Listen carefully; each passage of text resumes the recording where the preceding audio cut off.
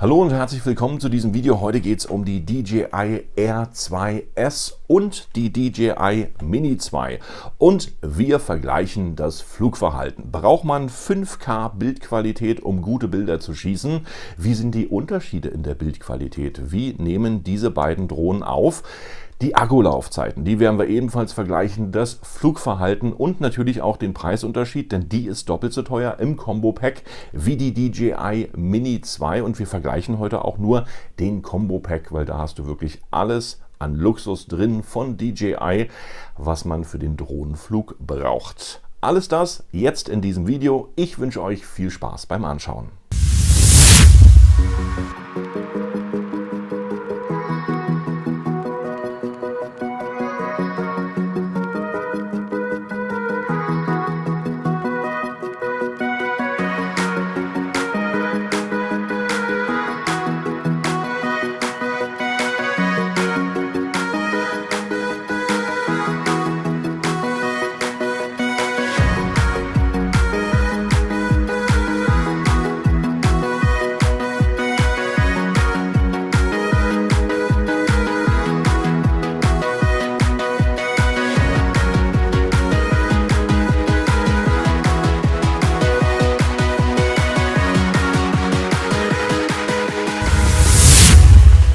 Ich habe mich total auf dieses Video gefreut, weil es hat echt Spaß gemacht, die beiden Drohnen zu vergleichen. Und ich hatte dann erst überlegt, Mensch, ich brauche eine neue Drohne, weil ich hatte am Anfang immer nur die DJI Mini 2, die macht einen super Job, aber ich war mittlerweile im Verlauf meiner Arbeit auf Tracking angewiesen. Also die trackt ja nicht, das wissen wir alle mittlerweile, ist natürlich schade. DJI, hier kannst du auch mal Active Tracking mit einbauen, wäre natürlich schön. Ansonsten ging es natürlich dann eine Preisklasse höher und dann kam die Air 2 ins Spiel und dann kam natürlich auch die Ankündigung von DJI, oh, es kommt eine neue Drohne. Dann gucken wir mal, welche Drohne kommt und dann kam auch die Air 2S und da habe ich natürlich noch ein bisschen abgewartet und jetzt kann ich wirklich sagen, 3 Tage nach der Veröffentlichung kam die Air 2S schon zu mir ins Haus geflattert und das ging natürlich über Amazon. Ich habe bei Amazon bestellt, das Ganze dann im DJI Care Sorglos Paket und das kann ich euch nur empfehlen. Guckt mal rein hier in meine Beschreibung, ich habe es verlinkt. Mit diesem Sorglos Paket zahlst du erstens weniger, das heißt praktisch, du kaufst die DJI Care Versicherung schon inklusive, also du bezahlst sie sozusagen beim Kauf mit und die ist noch 30 € günstiger gegenüber dem normalen Kauf und für 30 € könnt ihr schon ein paar Zubehörgeschichten wiederum hier für die Drohne kaufen. Schaut mal rein, ist verlinkt direkt in meiner Videobeschreibung und beim Einrichten ist das auch total einfach. Du machst einfach die App an, verbindest die mit der Drohne, richtest ein, klar, Software-Update und so weiter und so fort und dann ist es automatisch so, dass du einfach nur mit einem Tastendruck die DJI Care Versicherung bestätigst und schon ist alles aktiviert, also wirklich kinderleicht und schmerzfrei. Gut, dann kam es natürlich gleich am nächsten Tag zum Einsatz, also Drohne aufgeladen, eingerichtet, alles fertig. Nächsten Tag hatte ich dann die Möglichkeit, schon mal einen Imagefilm zu produzieren für einen Kunden von mir und der wollte natürlich auch Außen- und Drohnenaufnahmen haben, also zu den Behörden gelatscht, Papiere beantragt, Überfluggenehmigung, Sondererlaubnis und so weiter und so fort. Vielen Dank nochmal an die Behörden, dass es so schnell ging. Und dann ging es los mit dem Imagefilm. Ich war natürlich fröhlich und konnte mal beide im Einsatz vergleichen, wie die so reagieren und wie die natürlich auch von der Bildqualität sind. Und wir machen jetzt mal eins. Ich blende euch jetzt mal zweimal dieselben Bilder ein. Eine Aufnahme ist von der DJI Air 2 und die andere Aufnahme ist von der DJI Mini 2. Am Ende des Videos gebe ich euch die Auflösung, wer bzw. welche Drohne welche Bilder gemacht hat. Ich denke mal, ihr werdet relativ schwierig unterscheiden können, welche Bilder hier sozusagen von welcher Drohne sind. Also los geht's, wir vergleichen mal Bild 1 und Bild 2.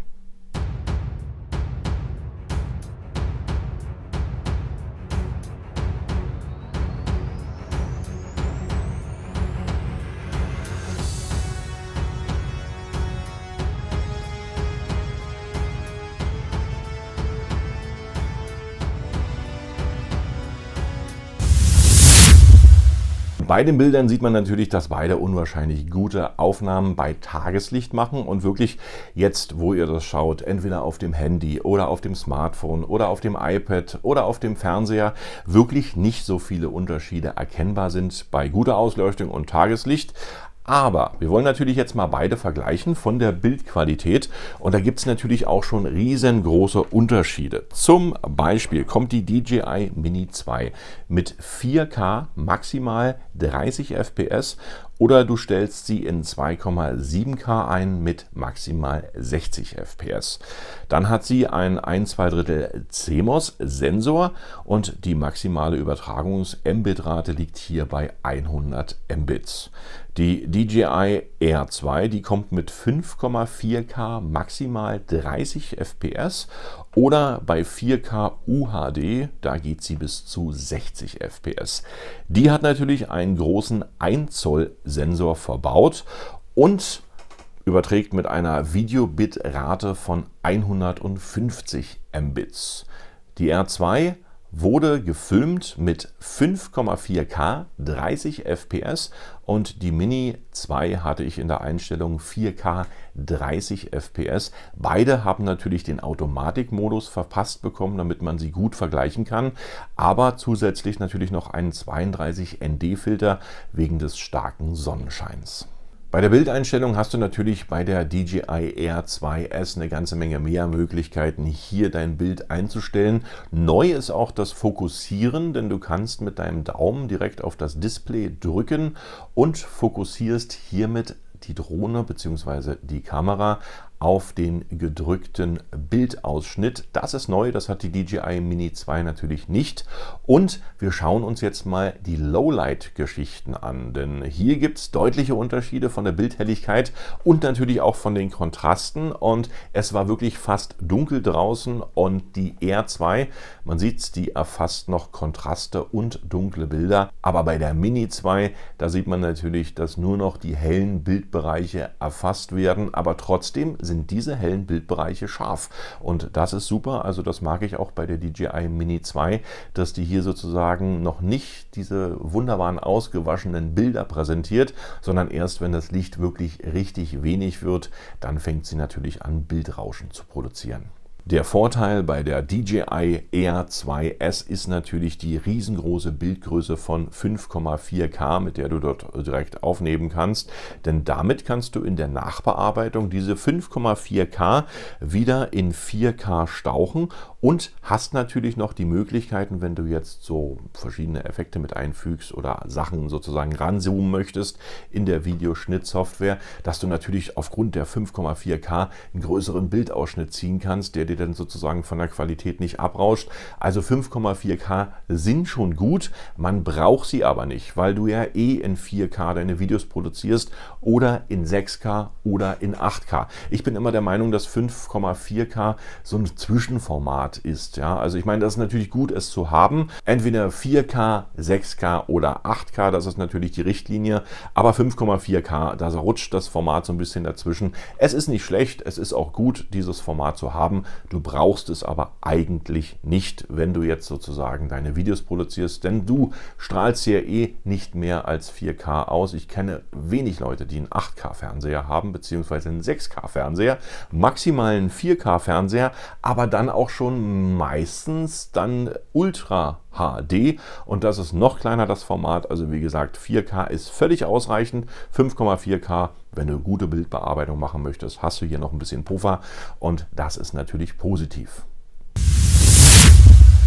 Kommen wir mal zum Lieferumfang der beiden Drohnen und zwar hier bei den Kombo-Paketen von der DJI Mini 2 und der DJI Air 2S ist es natürlich so, dass du hier immer 3 Akkus inklusive hast und von den Akkus finde ich es natürlich besser gelöst hier bei der DJI Mini 2. Hier ist alles kompakt, klein und schön. Aufgrund der Größe ging das natürlich hier wahrscheinlich nicht bei der DJI Air 2S. Hier sind die Akkus relativ groß und natürlich auch das Ladeteil dazu total klobig und groß, macht aber nichts. Von der Aufladung her war ich überrascht, denn die braucht ca. 3 Stunden, beziehungsweise die Ladestation für alle 3 Akkus braucht 3 Stunden, bis sie voll sind. Hier bei der DJI Mini 2 geht es eine halbe Stunde schneller. Hier sind ca. 2,5 Stunden veranschlagt, dann sind eure Akkus komplett voll und da kann man schon mal eine halbe Stunde mehr mit einplanen.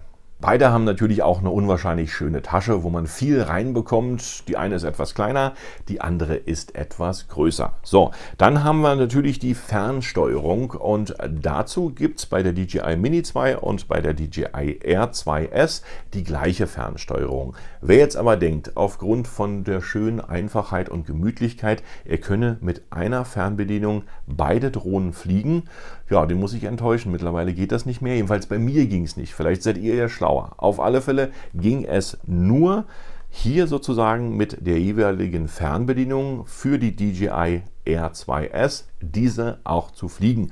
Warum das so ist, das weiß ich nicht. Wahrscheinlich, dass jetzt die Informationen von DJI Care hier mit einer Fernbedienung drin sind oder was. Ich vermute das, ich weiß das nicht. Früher ging das mal, da konntest du sozusagen hier bei der Air 2 die Mini 2 ebenfalls noch mit dem gleichen Controller bedienen.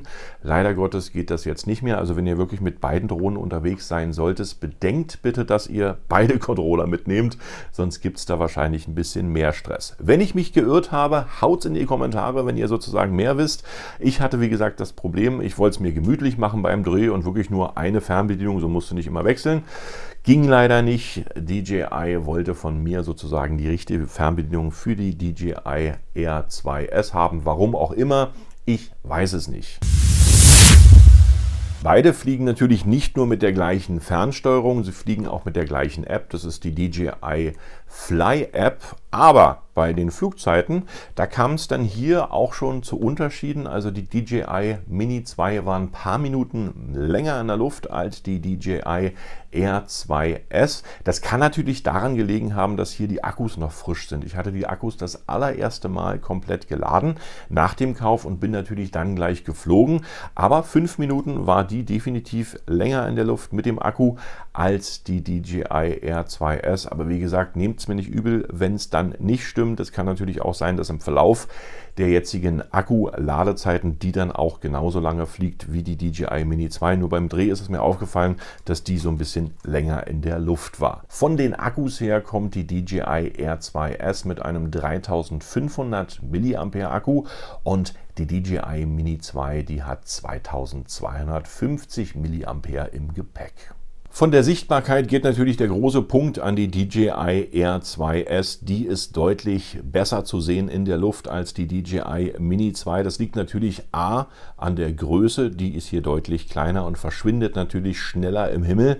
Aber die DJI Air 2S, die hat natürlich auch mehr LEDs verbaut. Hier sind überall komplett LEDs drin und gleichzeitig ist die natürlich dann auch im Dunkeln besser zu sehen, denn er hat hier unten noch eine schöne LED-Leuchte mit drin. Wenn du abends bzw. in der Nacht landest, hast du immer noch einen wunderbaren, großen, hellen Lichtkreis, wo du sehen kannst, wo du landest. Die Sensoren, die sind auch ein wichtiges Thema. Hier bei der DJI Mini 2 sind komplett nur 2 Sensoren verbaut im unteren Bereich. Hier oben, das ist Tarnung, das sind keine Sensoren, die hier sozusagen angedeutet sind. Bei der DJI Air 2S ist es so mit den Sensoren, hier sind fast überall Sensoren dran. Vorne hast du gleich 4 Sensoren, das heißt einmal die vorderen Sensoren, einmal, wenn du jetzt sozusagen im Flug bist, die oberen Sensoren. Unten sind Sensoren verbaut, hinten sind Sensoren verbaut, aber leider nicht seitlich. Ich würde mir wünschen, dass natürlich auch seitlich verbaut Sensoren hier aktiv sein können, denn wie oft passiert es dir, dass du seitlich trackst, dein Auto bzw. dein Fahrrad oder andere Dinge umkreist. Beim Umkreisen ist es auch ein Thema. Schade eigentlich, das wäre noch der absolute Kick, wenn hier noch seitliche Sensoren drin wären. Ist leider nicht passiert, aber ansonsten ist die natürlich komplett hier mit Sensoren durchgesaved. Von den Propellern her kann man auch Unterschiede erkennen. Da sieht man, dass das natürlich die wunderbaren Schnappverschlüsse sind und hier brauchst du einen Schraubenzieher, um deine Propeller zu wechseln. Das sind so die Unterschiede zwischen der DJI Mini 2 und der DJI Air 2S. Vom Fazit her ist die DJI Mini 2 natürlich kompakter. Guck dir mal die Größe an, die ist klein, die ist leicht und die hat natürlich eine unwahrscheinlich gute Bildqualität, seitdem die hier 4K eingebaut haben. Aber auch 2,7K 60 FPS ist eine wunderbare Einstellung. Da kannst du gleichzeitig noch Zeitraffer im Schnitt mitmachen und du siehst den Unterschied zwischen 2,7K und 4K definitiv nicht auf dem Handy und definitiv nicht auf dem iPad. Aber wenn es dann um Bildbrillanz geht, um Größe, um Bearbeitungsmöglichkeiten, ist hier die DJI R2 natürlich komplett in der S-Version im Vorteil. Hier kannst du ins Bild reingehen. Hier hast du 5,4K. Hier hast du ein 10-Bit-Log-Profil. Hier hast du Active Track mit drin. Hier hast du überall Sensoren, wo du Sensoren brauchst. Der professionelle Part ist natürlich hier diese Drohne, aber kompakt und einfach mal in den Urlaub mit in den Koffer. Die wiegt fast gar nichts im Koffer. Und sobald du nicht Lowlight machen musst, kannst du überall mit der DJI Mini 2 hin. Und die ist natürlich auch von den Papieren her sehr schmerzfrei. Du hast nicht diese großen Kopfschmerzen mit Überfluggenehmigungen, mit Drohnenführerschein und mit anderen Dingen wie bei der DJI R2S. Hier bei der DJI Mini 2 ist das Thema immer noch relativ entspannt gelöst und ich kenne auch viele Bekannte von mir, die ihre große Drohne verkaufen und die DJI Mini 2 kaufen, weil die einfach sagen, ich habe keine Lust auf diese vielen Papiere. Ich bin 2 bis 3 Mal im Jahr aus Spaß im Urlaub mit der Drohne unterwegs oder nutze die halt wirklich nicht so oft. Dann ist natürlich klar, DJI Mini 2, Preis-Leistung total sauber, die kostet 50% weniger als die große Drohne. Jetzt habe ich die mittlerweile schon gesehen im Combo-Pack für 550 Euro, habe ich euch mal verlinkt, gibt es bei Amazon, also die ist auch noch günstiger geworden, um glatte 50 Euro. Und vom Preis-Leistungs-Verhältnis brauchen wir gar nicht zu reden. Da ist natürlich die DJI Mini 2 die absolute Traumdrohne, die du echt überall mitnehmen kannst. Für den professionellen Bereich ist natürlich dann die DJI R2S dein richtiger Partner. Die fässt sich gut an, die hat richtig gut massive Verbaugeschichten mit drin. Die DJI Mini 2, die ist ein bisschen klapprig. Ich meine, die klappert nicht, aber die ist halt, wie gesagt, vom Handling her merkst du, dass hier sozusagen komplett Plastik verbaut ist, dass innen auch hohl ist, also bei Stürzen überlebt die DJI Mini 2 wahrscheinlich eher weniger. Hier mit der R2S, da kannst du auch mal einen Baum komplett streifen und ich denke, dass nicht allzu viel passieren wird, außer dass wir vielleicht die Propeller kaputt gehen, aber die ist wirklich total stabil und massiv verbaut.